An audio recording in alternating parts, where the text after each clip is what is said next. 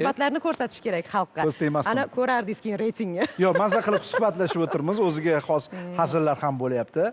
Ko'z tegmasin, lekin studiyamiz havosi o'zgarganini sezdinglarmi? Voy, juda ham tozalanib ketdi. Juda ham tozalanib ketdi, chunki biz aynan reklama vaqtida mana bu chang yutgichni boshqa funksiyasidan foydalandik.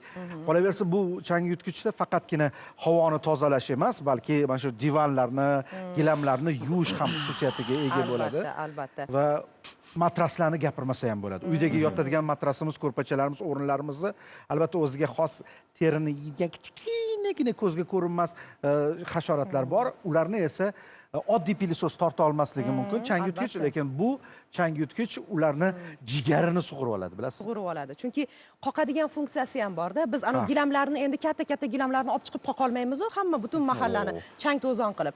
Aynan mana shunday chang yutgichlar ularni qoqib o'sha siz aytganingizdek kanalar bo'ladi deymizmi, o'sha hasharotlar bo'ladimi, insonni bezovta qiladigan, allergiya chaqiradigan, mana shularni chang g'uborlarni 100% to'lig'icha tozalab olish xususiyatiga ega, qadrli yurtdosh. Qaranglar, men pizza qo'ygandim haligi duxovkamizga. U hidini tortib olganda men hozirlar bemalol suhbatlashib turinglar, men hozir. Axir bugun meni tug'ilgan kunim-ku. Nega unaqa e'tibor bermassiz? Pizzani hidi hamma joyga taralish kerak edi, hattoki hidini ham pizzani ham bildirgani yo'q. Tayyor. Tayyormi? Pepperonisi tayyor. Pepperonisi. Bunisini voy reklama paytida Ana, qarang. Qarang, qaynoq duxovkadan qo'lda olib. Mana shu joyini kesib aylantiramiz. Mendan oshpaz Mamragadan suv parisi deydi-ku. Mayli, suhbatimizni davom ettiramiz. Endi bolaligida novvoychilik bilan shug'ullangan Dilniyoz G'afforov, shu uchun qo'llari pishib ketgan. Qadrli temirni ham bemalol ushlay oladi. Chunki ota-bobolari temirchilik bilan shug'ullanishgan. Mana shunday chiroyli bir ma'lumotlar bilan dasturimizni salomatlik borasidagi suhbat bilan davom ettirmasak bo'lmaydi. Ota-bobosi qilgan ish qilsa bo'lmasmidi degan fikr ham bor hozir ko'pchilikda. Juda ham, epchil yigit, chaqqon yigit, ko'z tegmasin. Qo'llaringiz kuyib qolmadimi? Kuygan joyiga malhamlarimiz bor maxsus. Mehmonimiz kelganlar, marhamat, davom ettirishinglar mumkin. Men ungacha tayyorlab turaman. Rahmat. Studiyada bolalar onkologiyasi, gematologiyasi va immunologiyasi ilmiy amaliy tibbiyot markazi vrach onkologi Oybek Abdusattorovni qarshi oldik. Assalomu alaykum Oybek aka. Ko'rdik, tong xayrli bo'lsin. Rahmat sizlarga ham. Ko'rib turganimizdan xursandmiz. Onkologik kasalliklarning dastlabki belgilari qanday namoyon bo'ladi? Ushbu kasalliklarni oldini olish bo'yicha qanday tavsiyalar bera olasiz mutaxassis sifatida? Endi ijozat bersanglar, birinchi bo'lib kattalar onkologiyasi bilan bolalar onkologiyasini ozgina aytib o'tib ketsam farqini. Albatta. Kattalarning onkologiyasi bu hayoti davomida orttirilgan ya'ni har xil kanserogen omillar tufayli, zararli odatlar tufayli kelib chiqsa, bolalarda bo'lsa, bu embrional rivojlanish paytida, ya'ni homila paytida embrional to'qimalardan rivojlanadi. Onkologik kasalliklarni xususan bolalarda birinchi belgilaridan biri bu bolalar ko'p injiqlanishi, ya'ni tana massasini o'zidan o'zi kamayib ketishi, tana haroratini besababsiz ko'tarilishi va har xil dorilar vositasida tana haroratining tushmasligi, ko'p terlashi yoki bo'g'imlardagi, suyaklardagi og'riq, asosan kechasi kuzatiladigan og'riqlar va shunga o'xshagan simptomlar kuzatilsa, bolalarda ota-onalar ko'proq e'tibor berish kerak, ya'ni shifokorga tezroq murojaat qilish kerak, onkologik kasalliklarni o'tkazib yubormaslik maqsadida. Tushunarli. Demak, oldini olish bo'yicha mana shunday kasalliklarning profilaktikasi sifatida bolalarga biz qanday bir qoidalarga asoslangan holatda biz ularni parvarish qilishimiz kerak? Albatta, faqat onkologik kasalliklar emas, boshqa kasalliklarni ham oldini olish maqsadida insonlar yoki ularning farzandlari rejali ravishda har doim tekshiruvdan o'tib turishi kerak. Xususan bu onkologik kasalliklarga ham tegishli. Yuqorida aytib o'tilgan simptomlar kuzatilganda, albatta birinchi navbatda oilaviy poliklinikaga yoki har bitta viloyatda o'zini ko'p tarmoqli bolalar shifoxonasi yoki shifoxonalari bo'ladi. Shularga vaqti bilan olib borib turish, umumiy qon analizlarini topshirish yoki organlar ultratovush tekshiruvini o'tkazish yoki shunga o'xshagan birlamchi tarmoqda o'tkaziladigan tekshiruvlarni qilib turish bu juda ham yaxshi. Agar o'sha paytda bolani bezovta qilmasdan turib, o'sha paytda bu kasallik aniqlansa, ya'ni erta bosqichlarda aniqlansa, uni tuzalish foizi yana ham yuqori bo'ladi. Faqat onkologik kasalliklar emas, boshqa kasalliklarga ham taalluqli. Endi aynan mana shu kasallikka chalinib, davolanish ishlarini amalga oshirib bo'lgandan keyin tuzalgan bolajonlarimiz bor, sog'lom hayotga qaytgan bolajonlarimiz bor. Mana shu chiroyli ko'rsatkichlar, statistika haqida ham ma'lumotlar berib o'ting.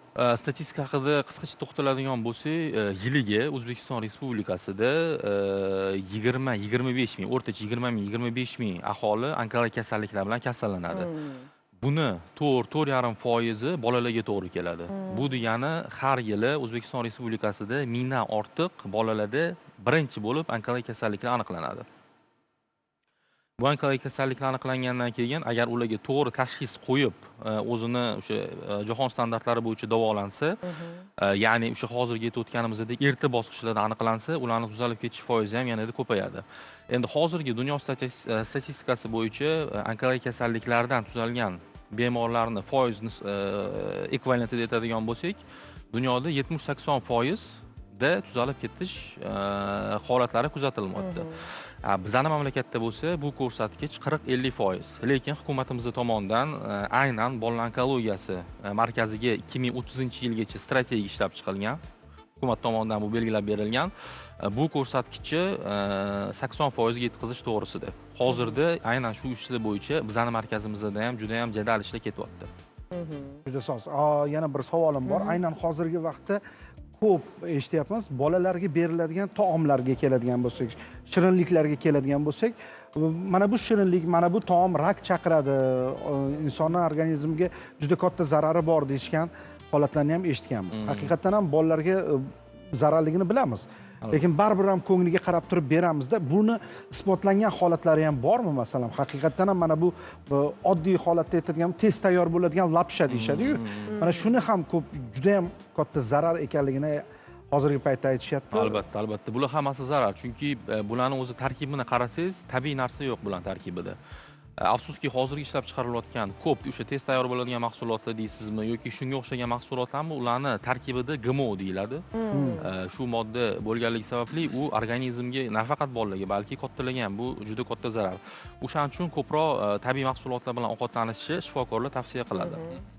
Bolalarga ayniqsa har xil chipslar, gazli ichimliklar, shirinliklar unaqani me'yoridan ko'p berish, o'zi aslida umuman bermagan ma'qul.